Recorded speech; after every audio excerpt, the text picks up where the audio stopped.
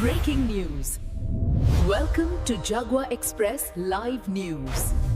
अधिवक्ता परिषद हड़िया चुनाव की तैयारियां तेज। अशोक कुमार मिश्र भव्या बने मुख्य निर्वाचन अधिकारी। प्रयागराज अधिवक्ता परिषद हड़िया में आगामी चुनाव सत्र 2026 से 27 को लेकर चुनावी सरगर्मियां तेज हो गई है। दिनांक 12 जून 2026 को आयोजित वर्तमान प्रबंध कार्यकारिणी एवं अधिवक्ताओं की बैठक में सर्वसम्मति से वरिष्ठ अधिवक्ता श्री अशोक कुमार मिश्र भव्या एडवोकेट को मुख्य निर्वाचन अधिकारी की जिम्मेदारी सौंपी गई। मुख्य निर्वाचन अधिकारी अशोक कुमार मिश्र भव्या ने कहा कि अधिवक्ता परिषद हड़िया का चुनाव पूरी निष्पक्षता, पारदर्शिता एवं लोकतांत्रिक मूल्यों के अनुरूप कराया जाएगा। चुनाव प्रक्रिया में सभी अधिवक्ताओं को समान अवसर प्रदान किए जाएंगे और चुनाव को शांतिपूर्ण एवं गरिमामय वातावरण में संपन्न कराना हमारी प्राथमिकता होगी। वहीं अधिवक्ता परिषद के वर्तमान मंत्री देवेंद्र कुमार पांडे विरौरा एडवोकेट ने सभी अधिवक्ताओं से चुनाव प्रक्रिया में बढ़ चढ़कर हिस्सा लेने की अपील की है। उन्होंने कहा कि अधिवक्ता परिषद की मजबूती और एकता के लिए सभी अधिवक्ताओं की सक्रिय सहभागिता आवश्यक है। वर्ष 1988 में स्थापित एवं पंजीकरण संख्या 289 वाली अधिवक्ता परिषद हड़िया में आगामी चुनाव को लेकर अधिवक्ता समाज में उत्साह का माहौल है। नई कार्यकारिणी के गठन के लिए चुनावी तैयारियां अब तेजी से आगे बढ़ रही हैं। संतोष Mishra advocate, Devta Prasad Mishra advocate, Devendra Mohan advocate, Mahendra Mishra advocate, Hariom Tiwari, Chandrabhushan Tiwari, Arvind Yadav, Krishnakant Mishra, Shailendra Shukla, Ramchandra Yadav.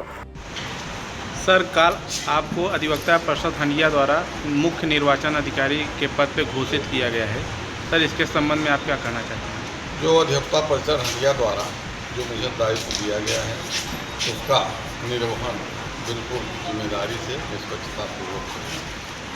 Sir, जो चुनाव है अधिवक्ता परिषद का, कब तक उसका घोषणा होगा चुनाव? जब बार के अध्यक्ष मंत्री द्वारा मुझे सूची दे दी जाएगी तो उसके बाद हम कोई तिथि नियत करेंगे। सर, आप हंडिया बार में कई वर्षों तक मतलब अधिवक्ता परिषद का दायित्व कर चुके हैं।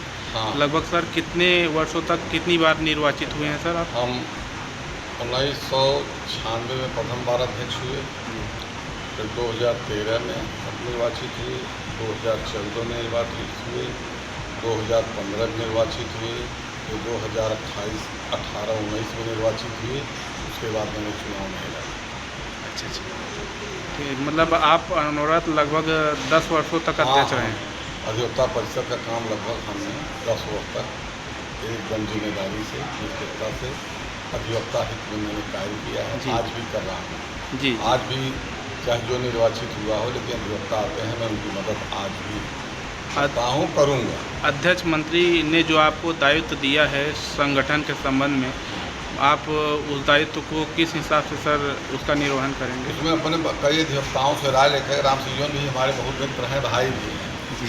हाँ, वो हमारा उनका सहयोग रहेगा। हम उनको अपने से जिसे मानूंगा और नहीं से नहीं मानूंगा जी बिल्कुल। वो बढ़िया हैं। राय मशविरा विचार जो आपस में हो जाता है तो उसमें जो है उनको भी हम चाहेंगे कि मुख्य निर्वाचन अधिकारी मेरे साथ रहें। दो रह जाएंगे, कोई दिक्कत नहीं है, और उनसे राय मशविरा देकर सहायक निर्वाचन अधिकारी भी बनाएंगे। बार के हित में रहेगा ताकि आपस में कोई विखंडता न हो। मैंने तो इसमें जवाब दिया था कि हम कोई पद नहीं देंगे, लेकिन कार्यकारिणी प्रबंधकारिणी समिति अध्यक्ष और मंत्री ने मिलकर और पदाधिकारी मिलकर के अधिवक्ता क्षेत्र में हमको है जिम्मेदारी सौंप दिया है, और इसलिए हम अब विचार कर रहे हैं जो भी बार के हित में हो कार्य करेंगे। ठीक सर, धन्यवाद। अभी सर, आप वर्तमान में मंत्री हैं, इस चुनाव के संबंध में क्या कहना चाहते हैं? और बहुत बहुत धन्यवाद पत्रकार महोदय। मैं कल तक मंत्री पद का दायित्व था, लेकिन कल हमारे प्रबंध कार्यकारिणी समिति ने और पदाधिकारियों ने मिलकर जो है श्री अशोक कुमार मिश्र जी को मुख्य निर्वाचन अधिकारी, और क्योंकि जनता की थोड़ी मांग थी तो इसलिए मतलब उनको ध्यान में रखते हुए और सहायक निर्वाचन अधिकारी के रूप में जो है श्री राम सजीवन यादव जी का चयन किया लोगों ने, और सर्वसम्मत से विचार पास हुआ। उसके बाद कल हम लोगों ने जो है माननीय मुख्य निर्वाचन अधिकारी को माल्यार्पण किया, और कल से ही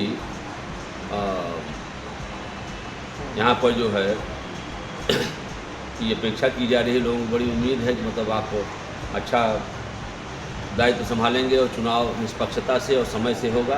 और हम लोग भी प्रयास करेंगे कि मतलब जो है मतदाता सूची जो है सही समय से मतलब जो है माननीय को सौंप दिया जाए, जिससे मतलब चुनाव की प्रक्रिया आगे बढ़ सके। कब तक सौंप दिया जाएगा मंत्री जी वोटर लिस्ट?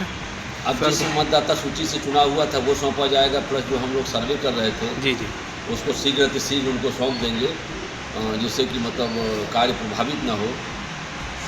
क्योंकि कल से ही मतलब जो आचार संहिता लागू हो गई है, जी जी तो अब सारा दारोमदार जो है मतलब मुख्य चुनाव अधिकारी जी और मतलब उनके सहयोगियों के पास है। हम लोगों का काम है वोटर लिस्ट देना, वोटर लिस्ट दे देंगे। जो कुछ होगा, जो रसीद बची होगी वो मतलब आपके कोषाध्यक्ष महोदय काट देंगे।